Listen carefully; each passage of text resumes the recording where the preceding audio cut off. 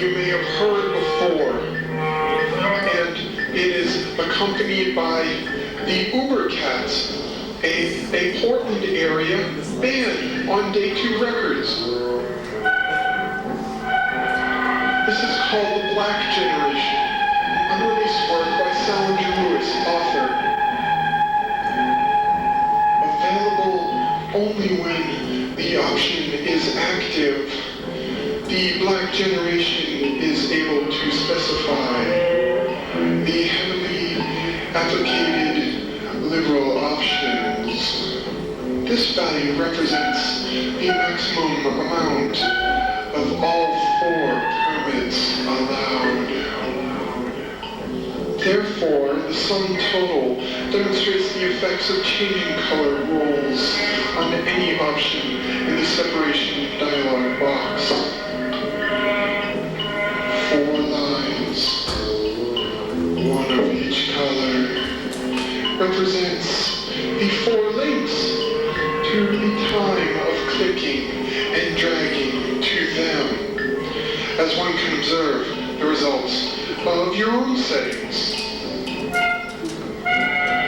If color separations misalign slightly during reproductive processes, and here I refer to the wonders of the rare and medius candor of the Aboriginal plains, a problem can occur which can only be best called misregistration for matters of clarity. Suppose an image can exhibit slight gaps between colors. Say, for example, a 100% magenta chicken against a 100% cyan giraffe. If the plates do not align in the proper timing set at the precise synchronization of watches, both digital and analog, you are left in this test case with a chicken, with a white halo around a giraffe, with an inclination towards less desirable aspects of city life. Here I'll make a conclusion, a statement in closing this discussion, trappings anything but an ideal solution. It thickens the borders and thickens the front lines, generally only dulling the focus of any movement, so as the image may appear to be floating, emphatic. Thank you.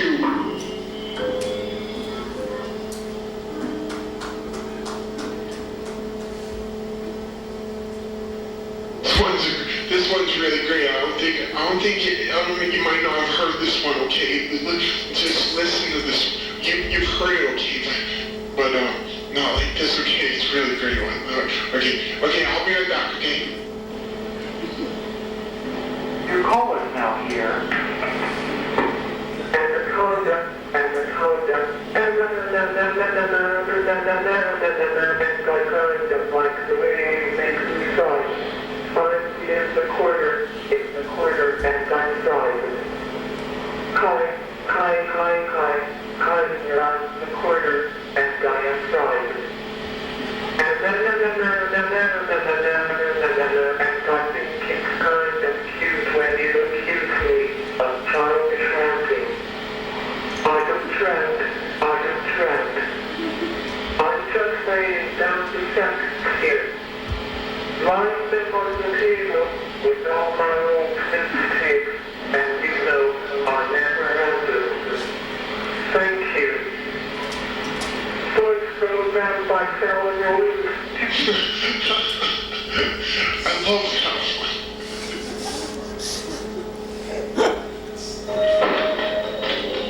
I have a new thing to read for you. This is brand new. It's an excerpt from my book. It's called page 222.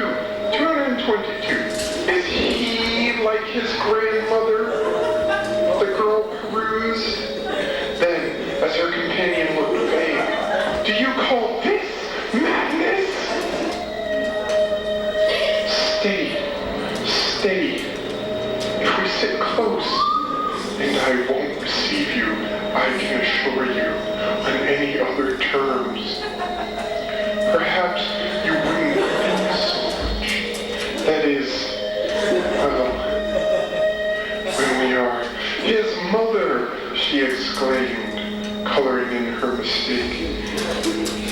He added, no, not he, her. There's a link missing. Now, a supposed spectator would certainly, at this, have imagined in the girl's face the delicate dawn of a sense that Mitchie had become suddenly vulgar. And with the general consciousness that the way to meet vulgarity was to be frank and simple, and above all, to ignore it. Young Miss Vassar repeated, but is he like his mother? Thank you. Okay, now from here we move on to page 387, to a chapter called Fallacy in Silencing. I begin. Fallow Marchionnet was no name for a boy at all, scarcely in fact, apt for a man of hands-on trade, barely suited for the athletic frame, questionable even for a crafty spy of fictitious existence, but for a violinist, this exemplary collection of principles and guidelines, set down by masters in lineage not of blood or carnal link, but of a far greater nobility and empirical dynasty, taught to inculate the intricacies of execution in sound and majesty. Fellow Marchionnet thought it was a fine name indeed. Addressing the room in general, as to impress assuredly his intent of universal truth, with eyes narrowed slightly, he continued, having touched the numerous other qualifications, both physiological and psychological, which go to make up the apparatus perfectly adept at playing and playing properly well, I must not fail to speak with import in whole, not part, played on the synaptic neural network in conditions thereof, and thereon, those eteras, and its possible attitudes, antulatives, which render the day a swoon of epiphany, or a mirage of expletives. My own opinion is that there exists no remedy, either hypnotic or medical, which is capable of curing, nay, even temporarily paralyzing, the affected form of nervousness known colloquially as stage fright. On to page 3-4. He was a man of strenuous conscience, who did loyal duty over so much, and from the fear he mightn't do it enough.